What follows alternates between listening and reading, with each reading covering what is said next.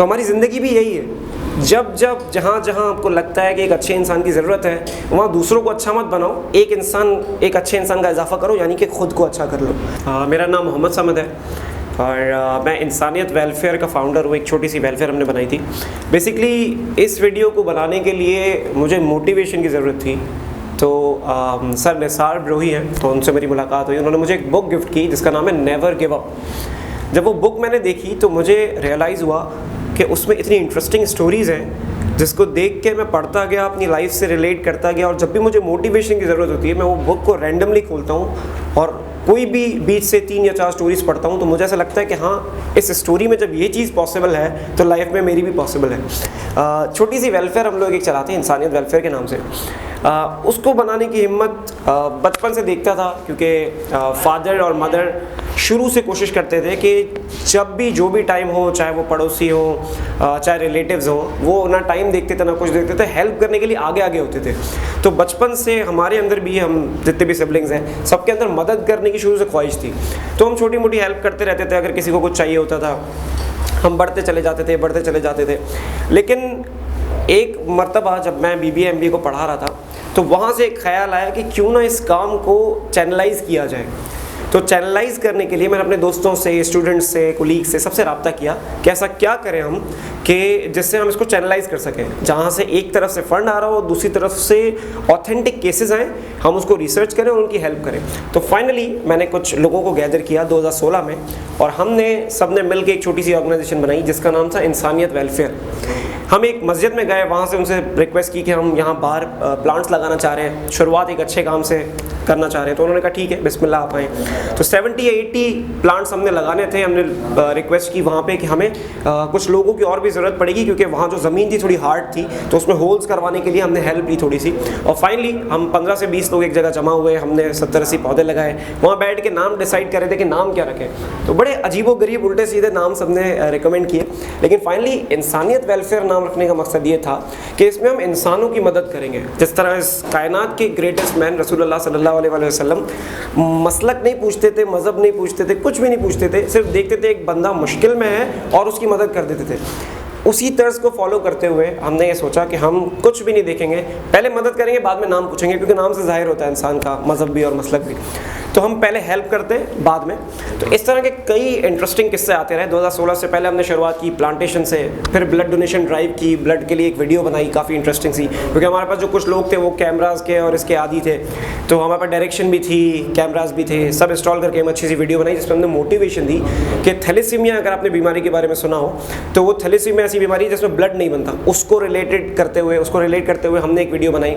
तो इस तरह आहिस्ता हम बढ़ते गए। फिर हम जैसे ही रमज़ान आता था राशन ड्राइव करते थे, इफ्तारी करवाते थे, आहिस्ता बढ़ते चले गए। एक बड़ा इंटरेस्टिंग सा किस्सा जो वेलफेयर में हमारे साथ हुआ, और ये जिसके बारे में मैं उसका नाम नहीं लूँगा, उससे पहले से माजरत कर रहा हूँ। हमारे पास एक कॉल आती है, उस वक्त मैं कराची में था, कि भाई एक गरीब शुगर पेशेंट है, उसको आपको इंसुलिन पहुँचानी है। इंसुलिन लगती है, एक शुगर आपकी जब बहुत हाई होती है तो एक इंजेक्शन लगता है, वो मेडिसिन होती है। तो मुझे कॉल आई कि इंसुलिन पहुँचानी है, आप करवा सकते हैं। मैंने कहा ठीक है, मैं आपको थोड़ी देर में बताता हूँ। मैंने अपने वेलफेयर के प्रेसिडेंट, वाइस प्रेसिडेंट को कॉल की कि भाई क्या ऐसा पॉसिबल है। उन्होंने कहा ठीक है, हम कलेक्शन करेंगे, केस ऑथेंटिक है तो कर देंगे।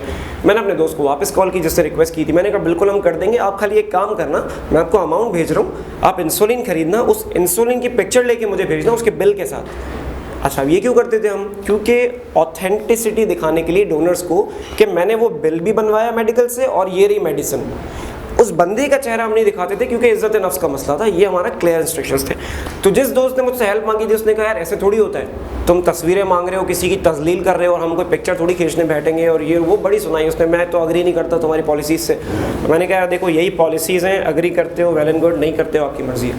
तब तक वो मुझे उस लेडी का नाम, एड्रेस, नंबर सब कुछ भेज चुका था।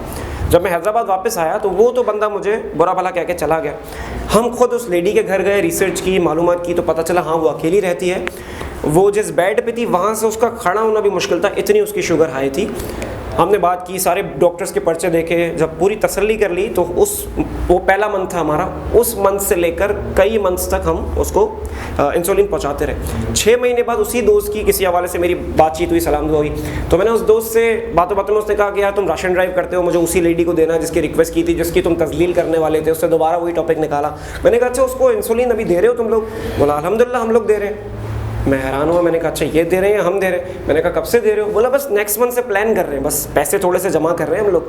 2,500 की मुश्किल से वो आती थी, अभी भी पैसे जमा कर रहे हैं 6 महीने से, और वो हमारी तस्लील करने की कोशिश कर रहा था। तो मैंने उसको, भाई अल्हम्दुलिल्लाह 6 महीने से हम ही उस औरत को इंसुलिन पहुँचा रहे हैं, अगर आपको पहुँचाना हो तो राशन पहुँचा देना, इंसुलिन पहुँचाने की कोई ज़रूरत नहीं। इस स्टोरी को बेसिकली बताने का मकसद उस बंदे की तस्लील नहीं है, बताने का मकसद है कि action speak louder than the words.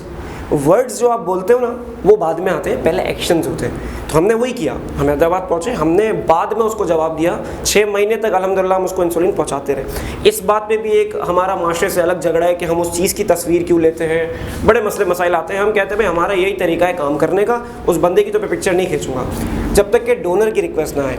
इस तरह हम करते गए। 14 अगस्त आया, उसमें फिर जितने भी लोग कैमरा और इससे मुंसलिक थे फोटोग्राफी से, उनको बुलाया। 14 अगस्त पे हमने एक मैसेज दिया कि कहाँ पे अपनी अपनी कम्युनिटी को सपोर्ट किया जाता है, कहाँ पे क्या किया जाता है। ये किस्से हम लेते हुए बढ़ते गए। एक मरतबा एक रिक्वेस्ट है हमें कि एक लेडी है, उसका एक प्लॉट है, वहाँ पे उसको तकरीबन 80,000 उसने कहा मैं पे कर चुकी हूँ, 20 या 25,000 और पे करने। 4 महीने से उस औरत ने कहा कि मेरे 4 बच्चे हैं, 4 महीने से मेरे पैर में कोई ज़ख्म हो गया है, मैं काम नहीं कर पा रही। घर काम करती थी, बेचारी मासी थी।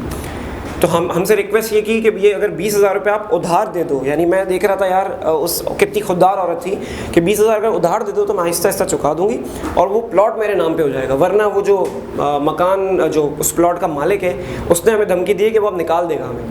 मैंने अपने फ्रेंड से बात की, प्रेसिडेंट वाइस प्रेसिडेंट, हमने एक प्रेसिडेंट की गाड़ी है उसको स्टार्ट किया, वहाँ पहुँचे तो वो जो एरिया का बंदा है उससे बात की कि क्या सीन है। जब प्लॉट की हमने वीडियो बनाई और जैसे ही सोशल मीडिया पे डाली थी, I guess within an hour मुझे एक दोस्त की कॉल आई जो कि ऑस्ट्रेलिया में रहता है, नाम नहीं ले सकता, वो मना करता है। विद इन एन आवर मुझे उसकी कॉल आई कि न सिर्फ इस लेडी को प्लॉट के पैसे भेज रहा हूँ बल्कि इसका अगले 3 महीने का राशन भी मेरी तरफ से है, जब तक कि इसका पैर का मसला हल नहीं हो जाता। तो हम हैरान हो जाते हैं अक्सर कि हम इस तरफ से थोड़ी सी रिसर्च करके, क्योंकि केस ऑथेंटिक था, तो हम हैरान इसलिए होते हैं क्योंकि जब केस आते हैं दूसरी तरफ से। अभी रिसेंटली मुझे एक रिक्वेस्ट आती है एक लेडी की कि मैं बैचलर्स कर रही हूँ, मेरे पास बिल्कुल भी पैसे नहीं है, केस ऑथेंटिक था। उसने कहा मेरे 12,000 रुपये मुझे पे करने के। मैंने कहा ठीक है हम कोशिश करते हैं, और फिर मैं भूल गया क्योंकि मैं एक टीचर हूँ, मैं स्कूल में पढ़ाता हूँ वहाँ पे बहुत ज़्यादा, अभी क्योंकि कोरोना की वजह से ऑन एंड ऑफ चल रहा था। इत्तेफाक ऐसा हुआ कि एक दूसरे कंट्री से एक रिलेटिव है दूर का, उसकी कॉल आई कि मुझे डोनेशन करना है, आपके पास कोई केस चल रहा है आजकल। एंड आई वॉज अमेज्ड कि यार ये क्या हुआ इस तरफ से, अभी तो मुझे रिक्वेस्ट आई थी, मैंने तो उसको बोला भी नहीं था। तो मैंने कहा बिल्कुल एक रिक्वेस्ट आई हुई है, मेरे पास 10 या 12,000 रुपये उसकी बैचलर्स की डिग्री के हैं, उसके एग्ज़ाम नहीं बैठने देंगे उसको। वहाँ से वो पैसे आए, इस तरफ से उसको दिए और अमेजिंगली ये चीज़ें होती चली गई। तो बेसिकली ये स्टोरीज़ बताने का मकसद है। एक कहानी मैंने बुक में भी पढ़ी, डू गुड हैव गुड करके। एक बादशाह होता है, उसके पास से कुछ उसके वो होते हैं स्लेव्स होते हैं, गुलाम।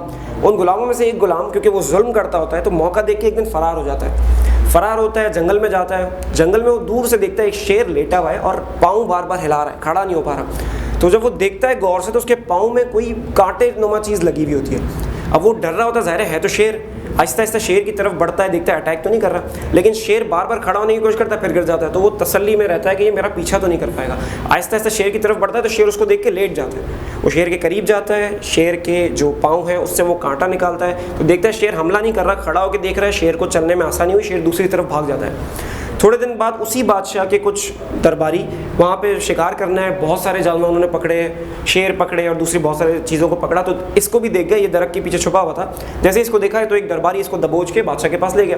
बादशाह ने कहा इसने मुझसे गद्दारी की है, इसको डाल दो शेर के पिंजरे में और मैं देखना चाहता हूँ इसकी मौत।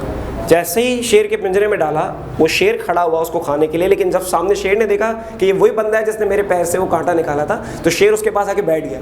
उसने शेर को प्यार किया और हाथ डाल के बाहर से पिंजरा खोला, शेर के साथ बाहर आया। ऑब्वियसली किसी की हिम्मत नहीं थी करीब आने की, उसने तमाम जानवरों को वहाँ से आज़ाद कराया और चला गया। तो that is called do good have good. उसने अपनी लाइफ में बिना सोचे समझे कि ये शेर मुझे क्या फ़ायदा दे सकता है, उसकी मदद की। जैसे ही उसने उसकी मदद की, अब उसकी लाइफ एंड पे थी और वहाँ पे शेर की मदद से वो तमाम जानवरों को आज़ाद कराने में कामयाब हो गया।